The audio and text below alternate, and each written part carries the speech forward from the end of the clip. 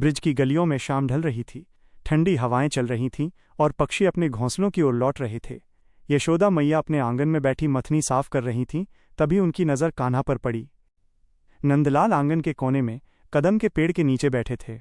उनकी आंखें कोमलता से बंद थीं। अधरों पर एक ऐसी रहस्यमयी और निश्चल मुस्कान थी, जैसे उन्होंने कोई अनमोल खजाना पा लिया हो।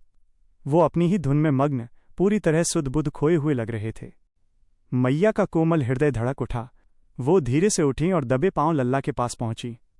उन्होंने कान्हा के सिर पर हाथ फेरा, लेकिन कृष्ण को खबर न थी। यशोदा मैया ने आहिस्ते से झकझोरा, लल्ला, ओ लल्ला, क्या हुआ रे? ऐसे आंखें बंद करके किसको याद कर रहा है? तू तो मुस्कुरा भी रहा है, जैसे कोई मीठा सपना देख रहा हो। बांके बिहारी ने धीरे से अपनी कमल जैसी आंखें खोलीं। उनकी आंखों में एक अलग ही चमक थी। वो मैया की ओर देखकर थोड़ा शर्माए और फिर बोले, मैया, मैं कोई सपना नहीं देख रहा था, मैं तो जागते हुए भी कुछ अद्भुत देख रहा था। यशोदा मैया चकित रह गईं। क्या देख रहा था मेरे लाल? जरा हमें भी तो बता। कृष्ण ने एक गहरी सांस ली, जैसे उस पल को फिर से जी रहे हों। वो बोले, मैया, मैं अभी राधा की आंखों में देख रहा था। यशोदा जी को ताज्जुब हुआ।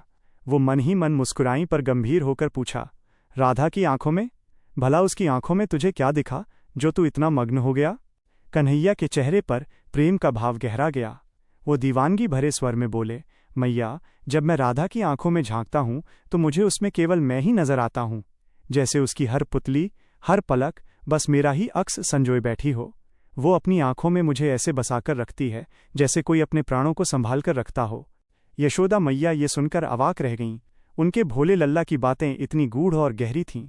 उन्होंने फिर पूछा, और राधा, जब तू उसे देखता है तो वो क्या देखती है? क्या वो भी बस तुझे ही देखती है?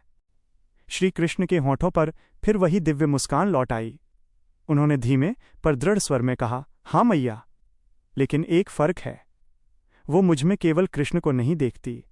जब वो मेरी आंखों में देखती है तो उसे मुझमें पूरा संसार, सारे ब्रह्मांड, चांद तारे, नदियां, पर्वत, सब कुछ दिखाई देता है। वो जानती है कि मैं ही सब कुछ हूं। कन्हैया थोड़ा और रुके, फिर उनकी आवाज़ और भी गंभीर हो गई, लेकिन मैया, सबसे बड़ी बात तो ये है कि भले ही वो मुझमें पूरा संसार देखती हो, लेकिन उस पूरे संसार में उसे केवल और केवल मैं ही नजर आता हूं।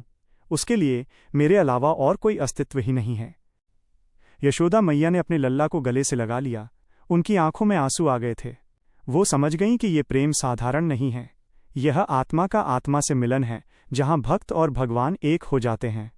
नंदगांव की उस शाम यशोदा मैया ने जाना कि राधा और कृष्ण दो नहीं, बल्कि एक ही प्रेम की दो दिव्य अभिव्यक्तियां हैं। प्रेम की सीख। यह कथा हमें सिखाती है कि सच्चा प्रेम वो दिव्य दर्पण है, जिसमें हम न केवल स्वयं को, बल्कि ईश्वर और पूरे ब्रह्मांड को भी एक नए, सुंदर और अर्थपूर्ण रूप में देख पाते हैं।